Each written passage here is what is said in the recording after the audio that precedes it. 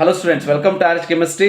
So 2 ವರ್ಷದ ತಪಸ್ಸು ಅಥವಾ 2 ವರ್ಷದ ನಿಮ್ಮ ಡೆಡಿಕೇಶನ್ ಪ್ರಿಪರೇಷನ್ ಇವತ್ತಿನ ದಿವಸ ನೀಟ್ ಎಕ್ಸಾಮಿನೇಷನ್ ರೂಪದಲ್ಲಿ ಹೊರಗೆ ಬಂದಿದೆ. So let us wait for the result ಹೇಗಾಗ್ತದೆ ಅಂತ ನೋಡೋಣಂತೆ. ಅದ್ರ ಬಗ್ಗೆ ವರಿ ಮಾಡ್ಕೊಳ್ಳೋದಕ್ಕೆ ಹೋಗಬೇಡಿ.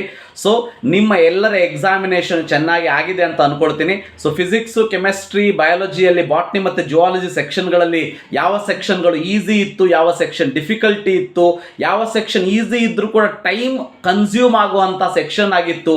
ಓವರಾಲ್ ಆಗಿ ಲಾಸ್ಟ್ ಇಯರ್ ಎಲ್ಲ ಕಂಪೇರ್ ಮಾಡಿದರೆ ಈ ವರ್ಷದ ಪೇಪರ್ ಡಿಫಿಕಲ್ಟಿ ಲೆವೆಲ್ ಹೇಗಿತ್ತು ಅನ್ನೋದನ್ನು ದಯವಿಟ್ಟು ನನ್ನ ಈ ಒಂದು ವಿಡಿಯೋದ ಕಮೆಂಟ್ ಬಾಕ್ಸಲ್ಲಿ ತಿಳಿಸ್ಕೊಡಿ.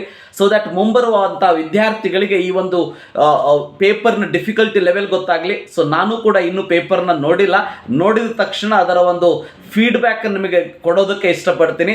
ಸೊ ಇದರ ಜೊತೆಗೆ ಈ ವರ್ಷದ ನೀಟ್ ಎಕ್ಸಾಮಿನೇಷನ್ನ ಕೆಮಿಸ್ಟ್ರಿ ಕೀ ಆನ್ಸರ್ನು ಕೂಡ ಆದಷ್ಟು ಬೇಗ ನಿಮ್ಮ ಮುಂದೆ ತರ್ತೀನಿ. ಸೊ ಇದಿಷ್ಟು ಇವತ್ತಿನ video. Don't worry about anything. Examination ಹೇಗೆ ಆಗಲಿ, ಎಕ್ಸಾಮಿನೇಷನ್ ಮುಗಿದಿದೆ, ಎಂಜಾಯ್ ಮಾಡಿ. ಮುಂದೆ KCET 2023 ಅಂದರೆ ಮೇ 20 ಮತ್ತು 21ಕ್ಕೆ ಯಾರ್ಯಾರು ಪ್ರಿಪ್ರೇಷನ್ ಮಾಡ್ಕೊಳ್ತಾ ಇದ್ದೀರಿ, ನಿಮ್ಮ ಪ್ರಿಪ್ರೇಷನನ್ನು ಬಿಡಬೇಡಿ, ಕಂಟಿನ್ಯೂ ಮಾಡ್ತಾ ಹೋಗಿ. 21 ಆದಮೇಲೆ ರಿಲ್ಯಾಕ್ಸ್ ಮಾಡೋದಂತೆ. ಸೊ ಇವತ್ತಿನ ಎಕ್ಸಾಮಿನೇಷನ್ ಹೇಗಾಯಿತು ಅನ್ನೋದನ್ನು ಕಮೆಂಟ್ ಬಾಕ್ಸಲ್ಲಿ ಹೇಳೋದನ್ನು ಮರಿಬೇಡಿ. Thank you. Have a nice day.